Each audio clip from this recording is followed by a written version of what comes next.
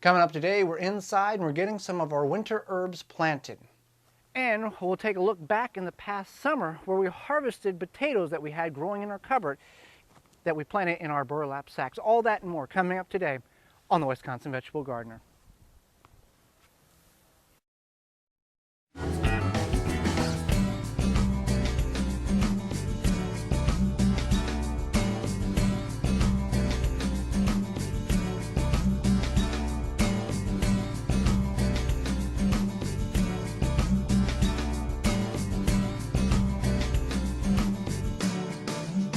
Wisconsin Vegetable Gardener is sponsored in part by, for all your non-GMO, organic and heirloom vegetable, flowers, and herb seeds, visit dollarseed.com.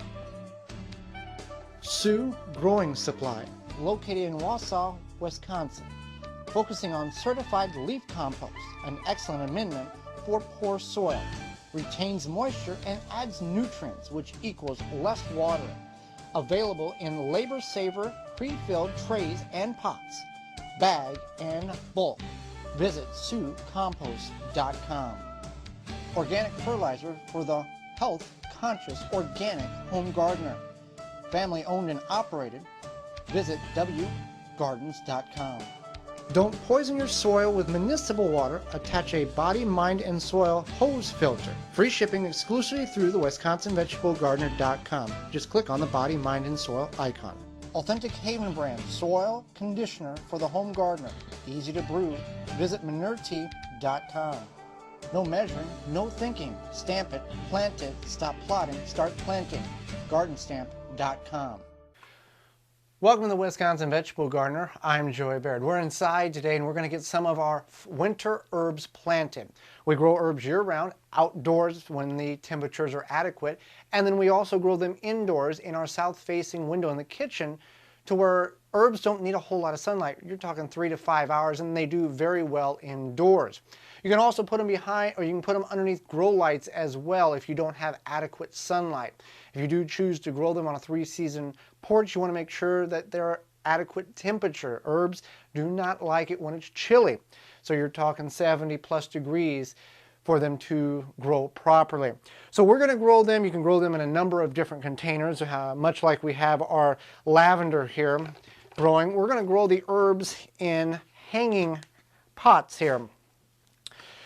You can find these pretty much junk day any day. You can also buy these online, or you could probably go to your local garden center based on if they have some left over, or you can buy them for a discounted rate on certain websites online. Now there's a couple things you want to do. You can scrub them out. Herbs we're not that concerned with because herbs are a very hardy plant.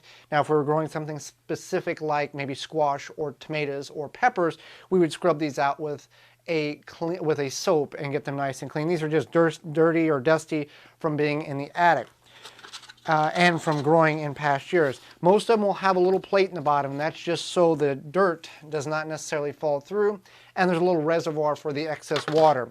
If you don't have that, like we lose them, you can put just a piece of paper towel in the bottom just so the dirt doesn't fall through the holes. And you want to water these, make sure the soil is moist, but not overwater that when you got them hanging in their kitchen or in your grow room that they're flooding the floor. We're going to grow 4 different types of herbs. We're going to grow sage, thyme, Italian basil. Now there's a multitude of different types of basils you can grow. We're just going to grow large leaf basil, and marjoram. So we're going to grow these. It doesn't really matter what pot you put them in. And the difference in growing in containers, whether you do these outdoors during the summer months or indoors like we are here, we're just not going to broadcast the seeds like we would if we were in a traditional ground garden or raised bed and then thin them out later. We want to plant enough that we're going to get adequate germination where we might have to thin slightly, but not so much that it's just going to be a waste of seeds. The soil we're going to use is we're going to use Sioux's organic rice hull. Now this is designed for containers over 4 inches, and the nice thing about it, it's certified leaf compost, it's got some peat in it, boiled rice hulls, and OMRI listed organic fertilizer. So this is what we're going to use in all the containers, and we'll get them all filled up right now. All right, so I've got all 4 of my containers filled with the organic rice hull potting soil. Now the nice thing about this, as you can see, it's just black as can be, and that's what us gardeners we look for. Now when you're growing outdoors, indoors, raised beds, whatever the case, you want to make sure you label what you planted, because you will forget, I forget, we all forget. So it gives you a couple of different options on how to mark it. You can take clothespins and just mark it with whatever you're going to. You can write on the clothespin, or you can take what we use a lot of times is old window blinds, the plastic ones, and they're reusable. You scratch off what you had last year, put it in there. That's how we're going to do these here. Now we've got about 4 different sizes of hanging pots here. So what we're going to do is the largest container, and you can do this however you choose, but we use a lot of basil, so we're going to plant the basil in the large container, and then we're just going to, whichever container is next in line is going to get the next herb. So we'll do the basil here. Now, like I said, we just don't want to broadcast this across the container here, have a lot of extra seeds germinate, and essentially waste a lot of valuable seeds. Even though they're only $1, we still want to be conscious of what we're using and how much we are using. So I've got a good little portion here, and I'm just going to make rows. And I'm not going to use all of these, but I do want to give a good dose here. And these will start germinating. As you can see, the soil is very moist. These will start germinating in about 7 to 14 days. So I used about 1/4 of what I had in my hand there. Just want to cover this up, and then we mark it so we know what we've got. And when we plant it, it makes a big difference as well. Put that there, and then I'll get the other 3 containers planted, and it's really the same process for the other herbs. You just really want to be careful of how much you put in, how many seeds, because you're going to have to thin these out no matter what you do, but you want to thin out the minimal amount so you can utilize the seeds that you have available. All right, so I'm finishing up the last container here, and herbs come in a variety of different sizes of seeds, and you really don't have to plant these deep at all. What I'm doing is I'm just gently, on the basil, the seeds were a little bit bigger, on the thyme, and some of these other ones, they're very, very small. So I'm just broadcasting them and then gently covering them. And I won't have to water them in because the soil is extremely moist. That's a good sign of good soil retention of moisture. So we will get these hung in the kitchen in our south-facing window. If you don't have a south-facing window and you're going to do this under grow lights, like something like we have behind me, you'll want to put the lights about 1 inch above the container.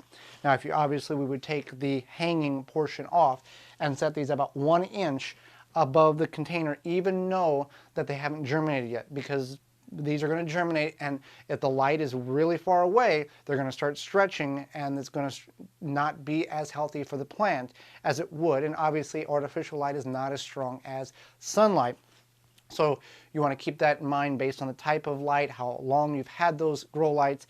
But herbs you can grow in a window with marginal sunlight, partial sun, 3 to 5 hours, and you'll be very, very successful. So we've got our winter herbs planted, and in about 7 to 14 days, these will all begin to germinate, and then these will be able to be used all the way through winter into early spring, as most of us have a very extended winter season.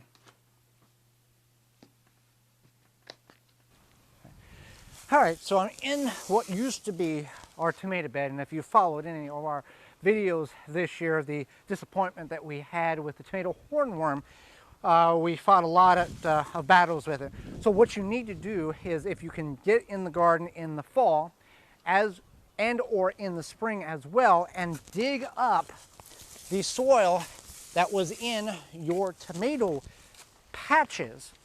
The tomato hornworm, it's a larvae that is buried in the ground that is just, you know, the mother buries the larva at just the right depth. So in the spring, when the soil warms, it can mature and come out and destroy your tomatoes again. Squash vine borer beetles are the same way. So what you're wanting to do here is come in here and just loosen the soil up. Now, whether you till or not, we don't recommend tilling, but that's your deal. If you do that, at least come in here and spade the soil over. What this is going to do is take that larva and just mix it all up. You're going to put some larva much deeper than what it is nature had intended for it, and some of it's going to be much shallower than what nature had intended for it. So either way, one, if they're really deep, they're not going to be able to burrow all the way up. They're going to die out. If they're too shallow, they're going to freeze over the winter, and you're going to take care of the problem there.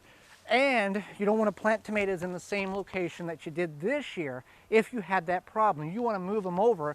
We had tomatoes in this bed and about a couple other. So what we will probably do, we'll move the tomatoes most likely at least 10 or 12 feet over, so it's a much less chance that they will be able to find them if they do still exist after we've loosened the soil up and destroyed that larvae. Now, if you don't get it done in the fall, you can do it real early in the spring, and that will still disturb them enough that it should greatly reduce your chances by about 90% that you will experience the tomato hornworm.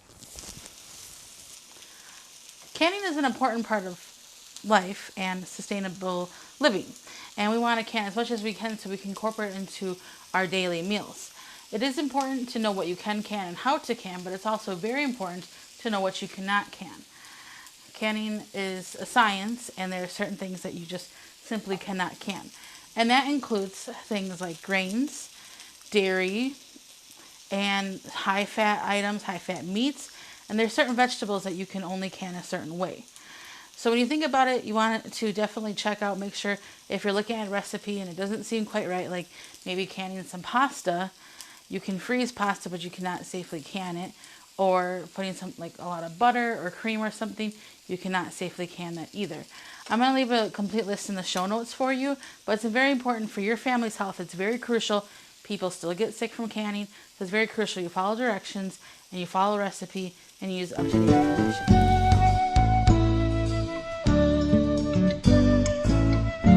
There's not much left of the burlap sacks that we experimented with this year. We had a couple of tomatoes, a couple of peppers, and we had potatoes that we had growing in the cupboard, just some russets that we had bought from an organic garden grocery store. We planted them. Let's go back and look at what we harvested in the burlap sacks that we neglected all summer long, just to see how they would perform.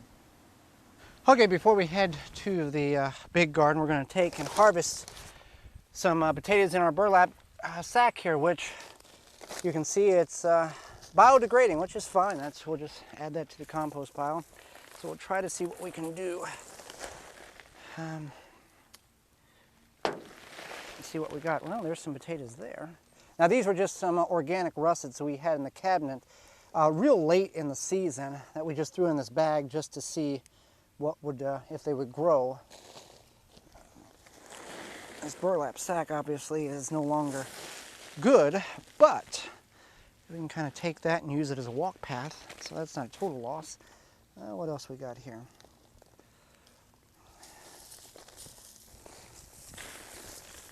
I think there was, we put 2 or 3 potatoes in that, are in here, so.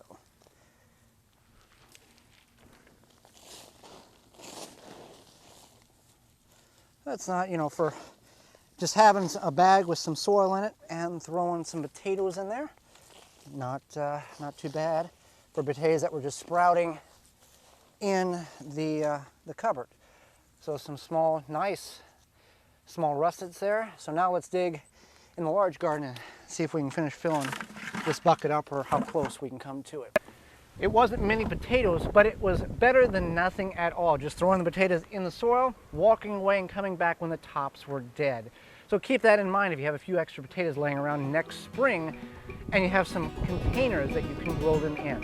Thanks for watching. Join us again next time for more organic gardening and food preserving. I'm Joy Barrett, and this has been the Wisconsin Vegetable Garden. For more information, please visit thewisconsinvegetablegardener.com.